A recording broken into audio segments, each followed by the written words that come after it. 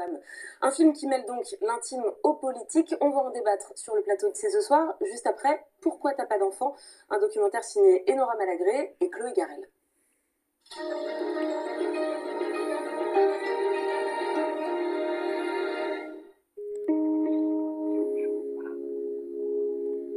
Je suis Karine, j'ai 51 ans.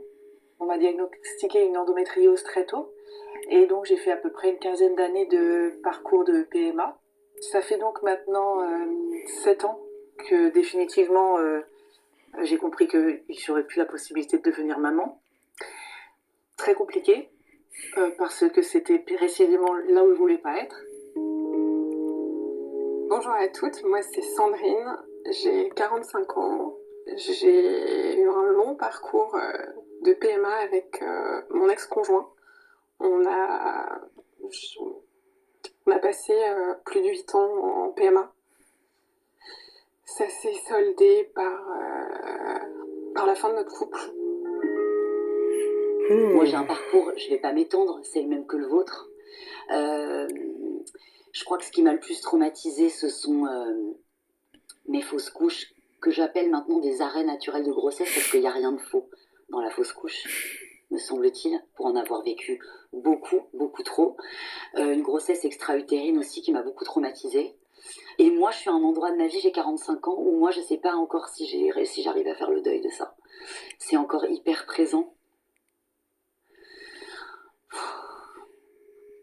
Pardon, voilà, j'étais surmaigrie.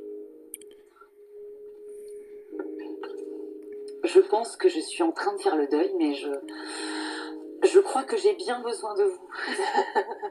Parce que j'ai du mal à avancer là. Je crois que j'ai fait une partie du chemin, j'en ai une autre à faire, et je crois que je pourrais pas y arriver toute seule. J'ai besoin d'avancer, mais tout autour de moi me rappelle cette absence. Les conversations sur les enfants, les annonces de grossesse, les ventres ronds qu'on expose comme des trophées, pendant que le mien reste désespérément vide. Cette douleur que je croyais intime est en réalité partagée par tant d'autres femmes. Et ce chagrin s'est transformé en colère. Un soir de janvier 2024, la culpabilité est venue d'en haut. Plus tard, Le président a prononcé des mots qui nous ont toutes choquées, blessées. Nous, les femmes sans enfants.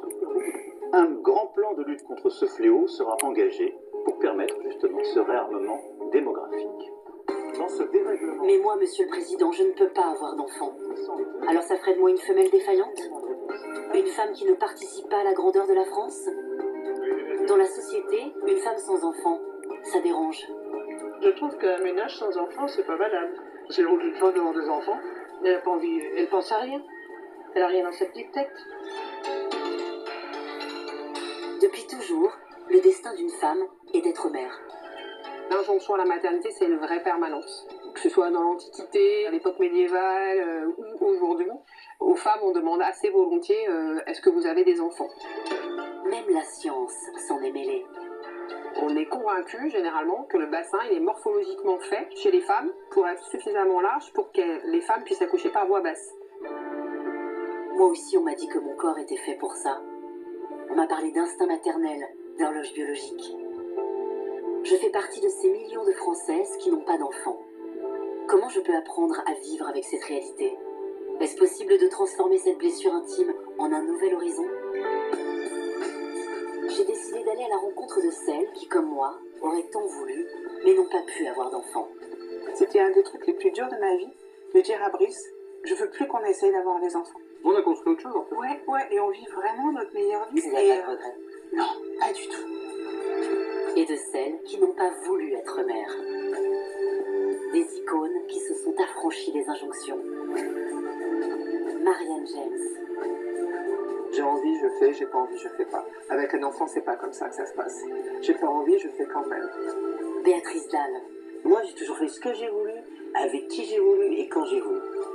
Mireille Dumas. Ma mère nous a éduqués c'était ça son principe, votre corps vous appartient. Vous décidez de votre vie et de votre corps. Je veux aussi donner la parole à celles qui se sentent jugées, culpabilisées, pour qu'on ne leur demande plus jamais « Pourquoi t'as pas d'enfant ?» J'ai presque envie de répondre que j'aimerais ne jamais avoir à répondre à cette question. Ça fait partie de mes identités, ça fait partie de qui je suis et j'ai pas à me justifier de qui je suis. Je vais aller à la rencontre d'une génération qui va même beaucoup plus loin dans ce choix de ne pas avoir d'enfants.